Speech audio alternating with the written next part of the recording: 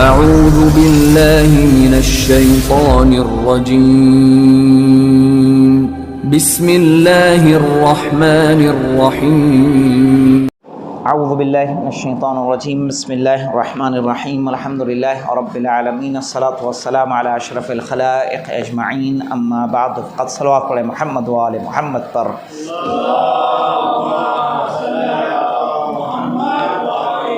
کل تک ہماری گفتگو شیعہ شناسی میں یہاں تک پہنچی تھی کہ کیا شیعہ مولائے کائنات کی خلافت کے دور میں وجود میں آئے۔ اس میں بھی دو رائے ہم نے پیش کی تھی، ایک یہ کہ جنگ صفین میں یا جنگ جمل کے بعد شیعہ مذہب وجود میں آیا۔ پھر ہم نے اس کی کاٹ پیش کی تھی کہ نہیں، جنگ جمل سے پہلے ہی سلمان و ابوذر کا انتقال ہو چکا تھا اور ان کو پہلے سے شیعہ کہا جاتا تھا۔ اس کا مطلب کہ شیعوں کا وجود کیا ہے، اس سے پہلے سے موجود ہے، جو پہلے ہم ذکر کر چکے ہیں کہ رسول کے زمانے میں ہی شیعت کا وجود تھا۔ آج ہم بات کریں گے اس رائے کے بارے میں جو یہ رائے کہتی ہے کہ شیعہ واقعہ کربلا کے بعد وجود میں آئے۔ تو آئیے دیکھتے ہیں۔ کہہ رہے ہیں کہ شہادت امام حسین علیہ السلام کے بعد شیعیت کو ایک زیادہ پہچان اور ابھر کر مذہب کے طور پر آیا۔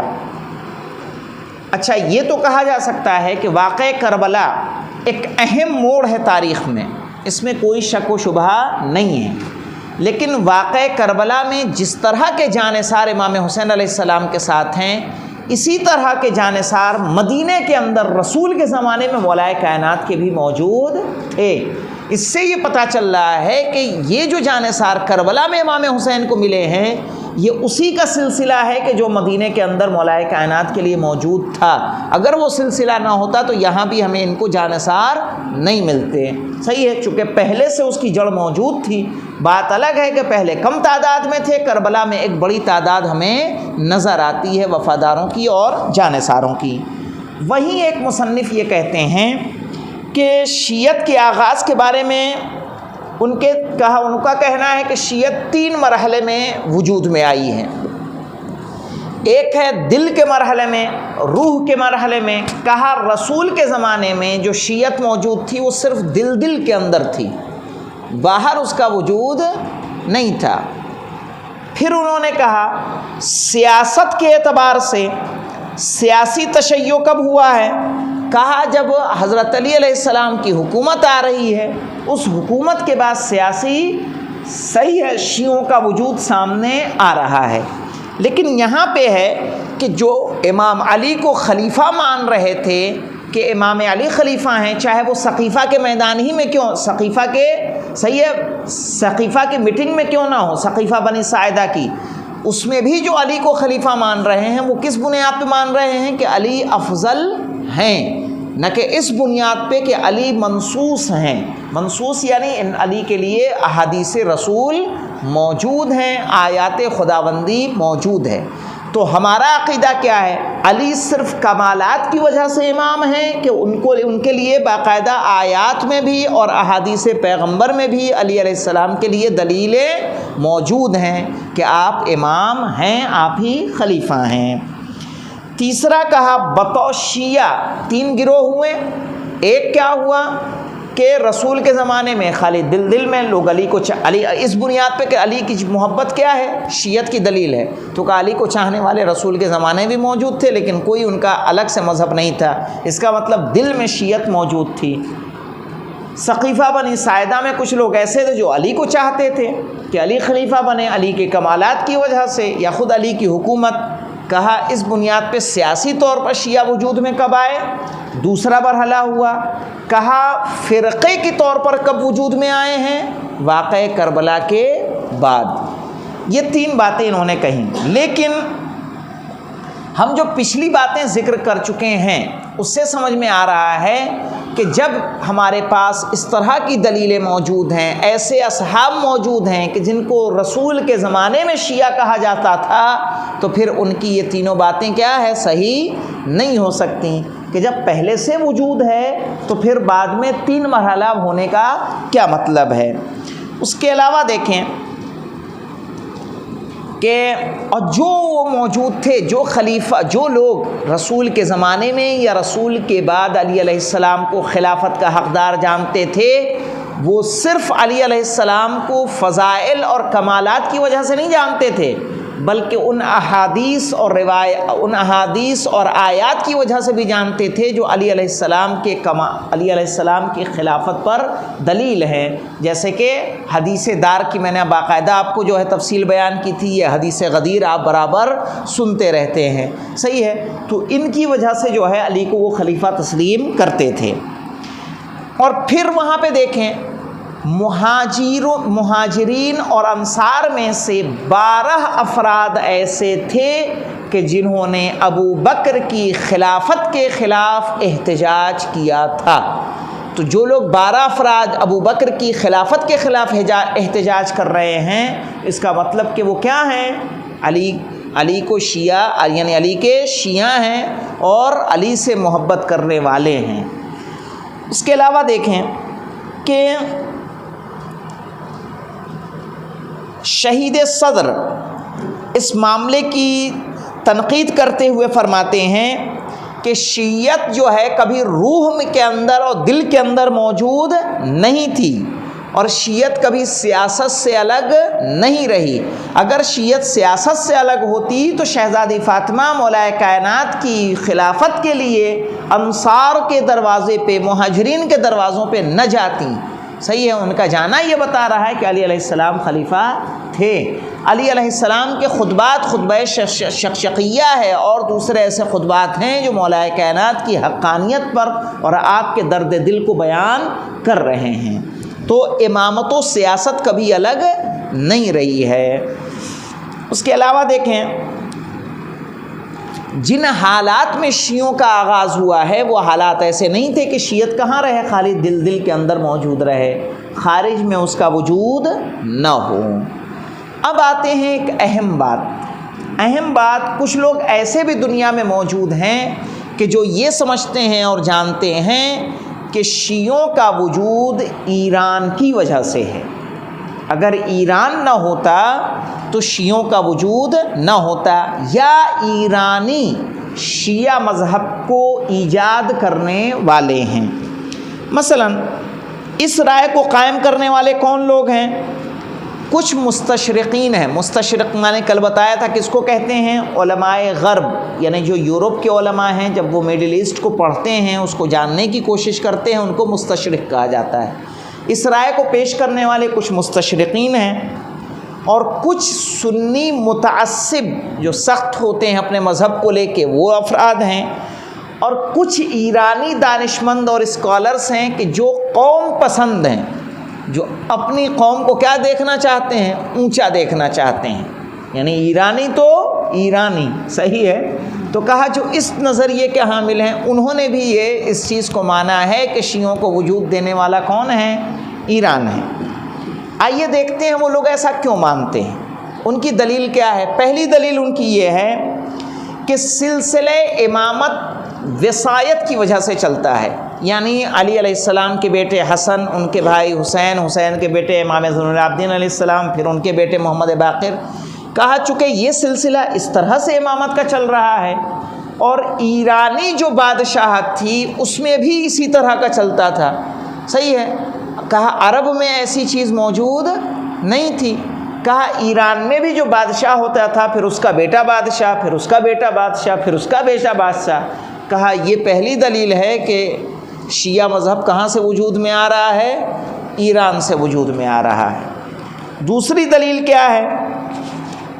دوسری دلیل ہے کہ ایرانی شیعہ اماموں کا احترام بہت زیادہ کرتے ہیں. کا احترام کرنے کی وجہ یہ ہے کہ امام حسین کی علیہ السلام کی شادی یزدجرد کی تیسری بیٹی سے ہوئی تھی. صحیح ہے. اور شیعوں کے اماموں کی نسل کس سے چلی ہے؟ امام حسین علیہ السلام سے چلی ہے. کہا اس وجہ سے ایرانی اماموں کو بہت زیادہ چاہتے ہیں. صحیح ہے. چونکہ جو نسل ہے ائمہ کی وہ وہیں کی بیٹی ہے، کہاں کی؟ ایران کی بیٹی ہے. کہا اس وجہ سے انہوں نے ایران کو، شیعت کو کدھر موڑ دیا؟ ایران کی طرف.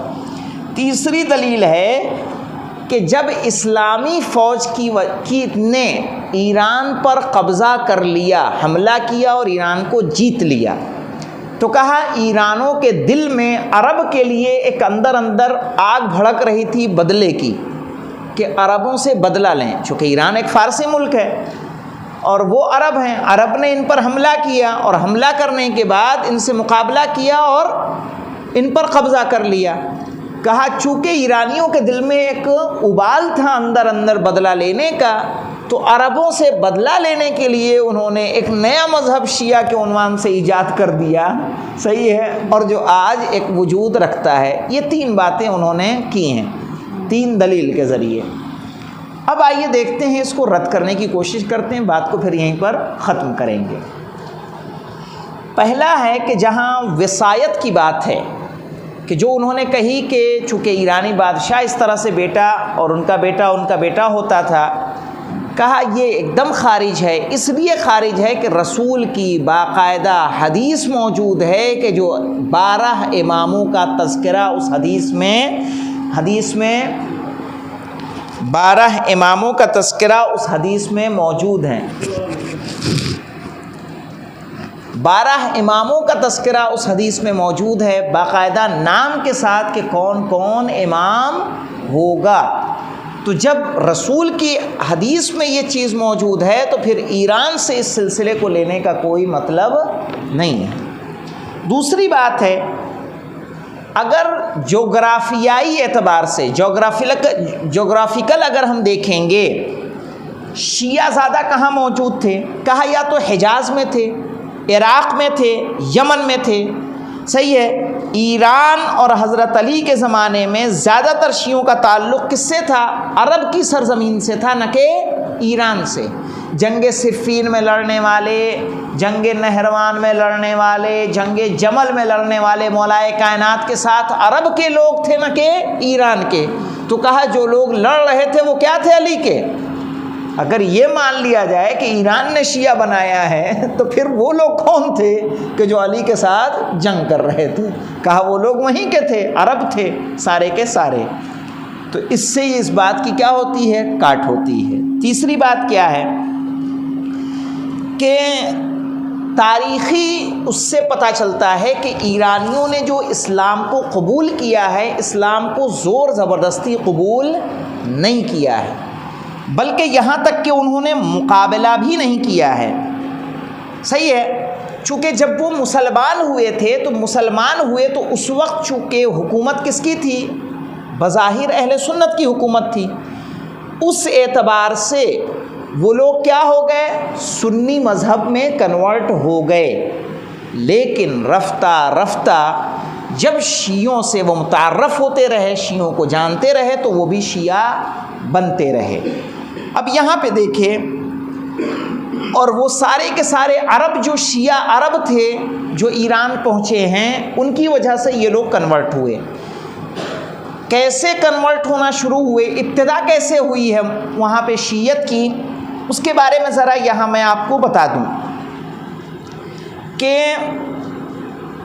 ایک کتاب ہے یاقوت حموی کی، کتاب کا نام ہے معجم البلدان، کہ جس میں ملکوں کے بارے میں لکھا گیا ہے کہ کون سے ملک کس طرح کا ہے، کون کون سے مذاہب اس میں پائے جاتے ہیں۔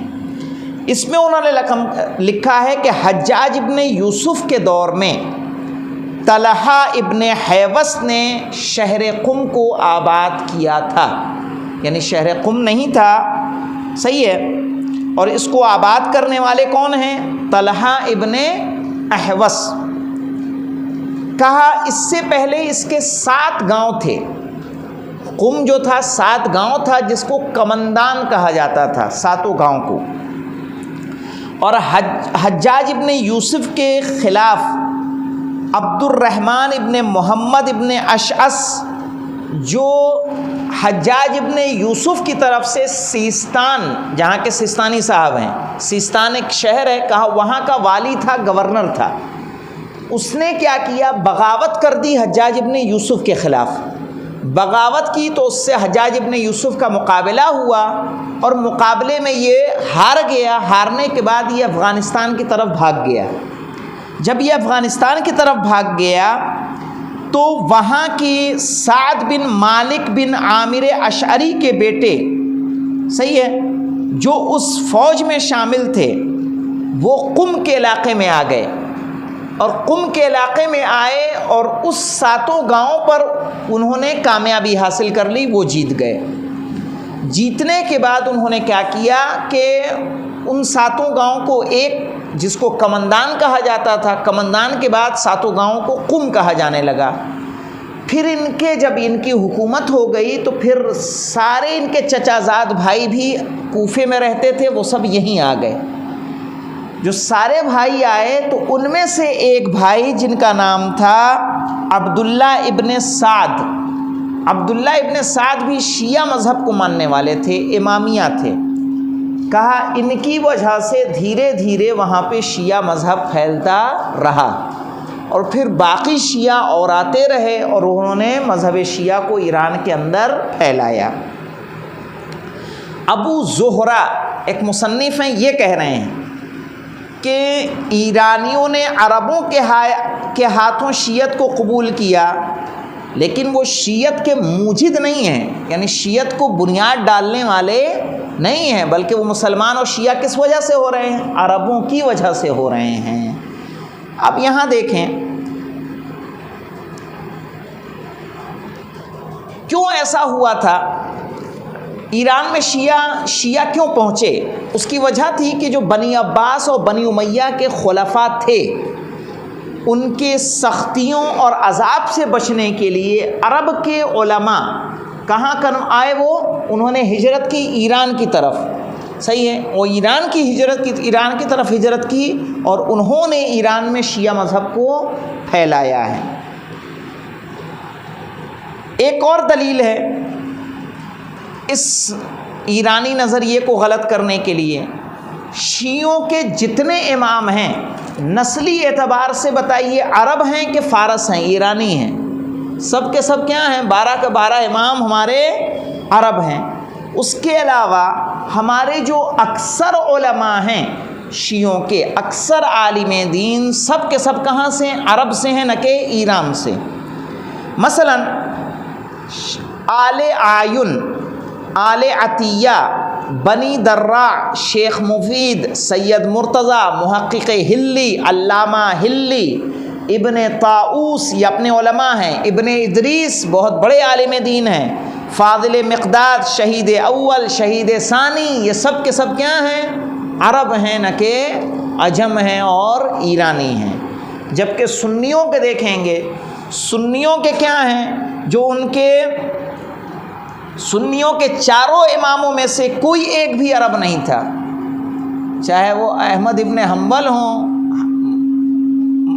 اور مالکی ہوں، امام مالک ہوں، امام شافعی ہوں یا امام حنفی ہوں، یہ چاروں کے چاروں امام کہاں کے ہیں؟ ایران کے۔ اس سے یہ پتہ چلتا ہے کہ سنی کون ہے؟ ایرانی ہے، نہ کہ شیعہ ایرانی۔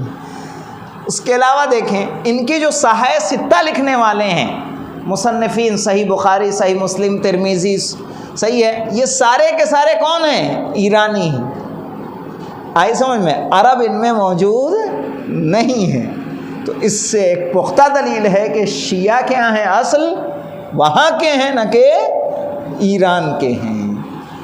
اس کے علاوہ دیکھیں ایک چیز اور کسی نے کہی، ایک بات اس کا یعنی ایک دلیل یہ دیتے ہیں لوگ کہ چونکہ جو شہربانوں والی بات ہے، چونکہ ایک نظریہ کا یہ کہہ رہا ہے کہ ایرانی امام زین العابدین علیہ السلام کی والدہ گرامی جناب شہربانو کا احترام دوسرے اماموں سے زیادہ کرتے ہیں، دوسرے اماموں کی جو مائیں ہیں، صحیح ہے، ان سے زیادہ احترام چوتھے امام کی ماں جناب شہربانو کا کرتے ہیں، اس لیے کہ وہ کہاں تھیں؟ ایران کی تھی شہزادی۔ آج بھی ان کی قبر شاندار، جو لوگ گئے ہوں گے انہوں نے دیکھا ہے، صحیح ہے، جناب شہربانو کی پہاڑ کے اوپر جا کے، تہران میں ہے غالباً۔ تو جبکہ ایسا نہیں ہے، جناب نرجس خاتون جو ہمارے 12ویں امام، امام زمانہ عجل اللہ تعالیٰ فرجہ الشریف کی ماں ہیں، وہ روم کی رہنے والی تھی، روم کے رہنے والی ہے تو بتائیے کیا ان کا احترام شیعہ نہیں کرتے، ایرانی نہیں کرتے؟ ان کا بھی احترام کرتے ہیں۔ تو کہا یہ نظریہ بھی صحیح نہیں ہے۔ اور اس کے علاوہ اگر یہ دیکھ لیا جائے کہ ایرانی اپنے اماموں کا احترام صرف اس لیے کرتے ہیں کہ ان کی ائمہ جو ہیں ان کی مائیں کہاں سے ہیں؟ ایران سے ہیں، تو اس کی کاٹ کے لیے ایک دلیل یہ ہے کہ چونکہ جہاں امام حسین علیہ السلام کی شادی یزد جرس کی تیسری بیٹی سے ہوئی ہے، وہیں ولید ابن عبد الملک کہ جو اموی بادشاہ ہے، اموی خلیفہ ہے، صحیح ہے، ولید ابن عبد الملک کی شادی کس سے ہوئی ہے؟ اس کی نواسی سے، کہ جس کا نام ہے شاہ آفرید، جو قید ہو گئی تھی، بعد میں ولید نے اس سے شادی کر لی تھی۔ تو پتہ چل رہا ہے کہ ایرانی جس طرح سے اماموں کو صرف اگر اس لیے چاہتے ہیں کہ ان کی بیٹی کی اولادیں یہ امام ہیں تو اس لیے امام کو مان رہے ہیں، تو اس سے زیادہ قریب کون ہیں؟ یہ بنی امیہ والے ہیں۔ ان کو چاہیے تھا کہ اگر یہی عقیدت کی دلیل ہے تو اس سے زیادہ کس کو مانتے؟ وہ بنی امیہ والوں کو مانتے، ولید ابن عبد الملک کو مانتے، اس کے بیٹوں کو ماننا چاہیے تھا، جبکہ ایسا نہیں ہے۔ اس کے علاوہ دیکھیں شیعہ اثنا عشری کے عقیدے جو لیے گئے ہیں باقی مسائل کی طرح سے وہ قرآن اور حدیث اور سنت نبوی سے لیے گئے ہیں، ائمہ کی احادیث سے لیے گئے ہیں، نہ کہ کسی اور چیز سے، صحیح ہے۔ تو اگر صحیح سے دیکھا جائے گا تو چونکہ شیعہ مذہب کہاں سے اپنی تعلیمات کو لے رہا ہے؟ قرآن سے لے رہا ہے، رسول کی حدیث سے لے رہا ہے، ائمہ کی سیرت اور ان کی احادیث سے لے رہا ہے، تو اس کا مطلب صحیح اسلام اگر کوئی ہے تو کون ہے؟ شیعہ ہے، نہ کہ کوئی اور ہے، صحیح ہے، کیونکہ ہمارا ماخذ کوئی اور نہیں ہے، صحیح ہے، ہمارا ماخذ دوسرے نہیں ہیں، کسی اور کا غیر معصوم کردار ہمارے لیے ماخذ اور ریفرنس نہیں ہے جس سے شیعہ مذہب کو لیا جا رہا ہو۔ تاریخی اعتبار سے دیکھیں گے تو اس بات میں بھی سمجھ میں آتا ہے کہ ایرانی جو مسلمان ہوئے تھے، ایرانیوں نے زبردستی اسلام کو قبول نہیں کیا گیا تھا، بلکہ ایرانیوں نے مقابلہ ہی نہیں کیا۔ جب ان پر حملہ ہوا ہے تو ایرانی فوجوں نے باقاعدہ ہتھیار ڈال دیے تھے۔ ہتھیار ڈالنے کا سبب یہ تھا کہ جو وہاں کے بادشاہ ہوتے تھے ان کے ظلم سے وہ لوگ پریشان تھے، اور جو اسلام پھل پھول رہا تھا اس سے وہ لوگ آشنا تھے اور محبت کرتے تھے، چونکہ اسلام وہ مذہب تھا کہ جو اعتدال اور مساوات کی دعوت دے رہا تھا کہ ہر غریب ہو امیر ہو، صحیح ہے، کالے گورے سب کیا ہیں؟ برابر ہیں۔ ان اکرمکم عند اللہ اتقاکم، صحیح ہے، جو متقی ہے چاہے وہ بلال حبشی کیوں نہ ہوں ان کا بھی کیا ہوگا؟ ایک مقام ہوگا۔ کربلا میں جون ہی کیوں نہ ہوں جو ایک غلام ہیں لیکن ان کا بھی ایک درجہ ہوگا، اس لیے کہ انہوں نے وہ کردار پیش کیا ہے۔ تو ہمارے یہاں کردار کی ویلو ہے، کسی اور کی ویلو نہیں ہے۔ ایسے میں انہوں نے چونکہ اس چیز کو دیکھا اور اس چیز کو دیکھنے کے بعد انہوں نے مقابلہ نہیں کیا، اسلام کو انہوں نے اپنی مرضی سے قبول کیا ہے۔ ورنہ کچھ لوگوں کا یہ ماننا ہے کہ چونکہ جو مسلمان فوجی ہوتے تھے، فوجی دو ہی آپشن دیتے تھے، یا قرآن یا تلوار، اس کے علاوہ تیسرا کوئی آپشن نہیں ہوتا تھا، جبکہ یہ غلط ہے۔ غلط اس لیے ہے کہ اگر صرف یہ مسلمان فوجی دو آپشن دیتے تو مجھے بتائیے کہ جو اہل نجران سے معاہدہ ہو رہا ہے وہ کون لوگ تھے؟ کیا اسلامی مدینے میں یہودی رہنے والے نہیں تھے؟ مدینے میں عیسائی رہنے والے نہیں تھے؟ وہ ٹیکس دیتے تھے اور اس میں رہتے تھے، ان کو اسلام کے لیے مجبور نہیں کیا گیا تھا۔ تو جب اسلامی فوجوں نے ایران پر حملہ کیا ہے تو وہ یہ بھی کر سکتے تھے کہ مقابلہ نہ کرتے، ٹیکس دینے پہ راضی ہو جاتے، جس مذہب پہ تھے، زرتشتی تھے تو زرتشتی، سنی تھے تو سنی، وہی بن کے رہتے، کیا ضرورت تھی کہ وہ کسی مذہب میں کنورٹ ہوتے، جس طرح سے باقی عیسائی، یہودی اور زردشتی ٹیکس دے کے رہتے تھے۔ اچھا، یہ جو جزیہ لیا جاتا تھا، جزیہ کا فائدہ کیا تھا؟ جزیہ کا فائدہ یہ تھا کہ جو ان کو خمس نہیں دینا ہے، زکوٰۃ نہیں دینی ہے، جو جنگیں ہو رہی ہیں اس میں ان کو شریک نہیں ہونا ہے، جہاد ان پر واجب نہیں ہے، صرف مسلمان ان سے کیا لے رہے ہیں؟ جزیہ لے رہے ہیں۔ تو ایسے میں جزیہ ان کے لیے تو اور بہتر عمل ہے کہ اپنے مذہب پہ باقی رہیں، جزیہ دیتے رہیں۔ لیکن اس کے باوجود ایرانی کیا ہوئے؟ رفتہ رفتہ شیعہ ہوئے۔ صحیح ہے، شیعت کیسے مکمل ایران میں پہنچی، انشاءاللہ کبھی اس کا تذکرہ کر دوں گا کہ پورا ملک کیسے شیعہ ہوا ہے۔ صحیح ہے، کچھ لوگ جو شیعت کی ابتدا ہوئی، آج ہم نے اس کا تذکرہ کر دیا۔ اس سے ہی ان سب باتوں سے پتہ چلتا ہے کہ ایران شیعہ مذہب کا موجد نہیں ہے، بلکہ شیعہ مذہب پہلے سے ہی موجود تھا، کہ جو ہم پہلے بتا چکے ہیں کہ جہاں ادھر اسلام شروع ہوا ہے وہیں سے صحیح ہے شیعت کی ابتدا ہو رہی ہے۔ چونکہ شیعت کی ابتدا کہا، اسلام جس گھر سے شروع ہوا وہیں کیا ہے؟ شیعہ ہے۔ بھئی اہل بیت کون ہیں؟ وہی ہیں کہ جس گھر میں کیا ہے؟ اسلام کی پہلی دعوت ہے، اسلام کی پہلی میٹنگ ہے۔ پہلی میٹنگ کہاں ہوئی ہے؟ جناب ابو طالب کے گھر میں ہوئی ہے، دعوت ذوالعشیرہ جو ہوئی ہے۔ صحیح ہے، تو اس کا مطلب یہ ہے کہ اگر کوئی یہ مانتا ہے کہ ایران نے کوئی کردار ادا کیا ہے تو وہ رائے صحیح نہیں ہے۔ والحمدللہ رب العالمین۔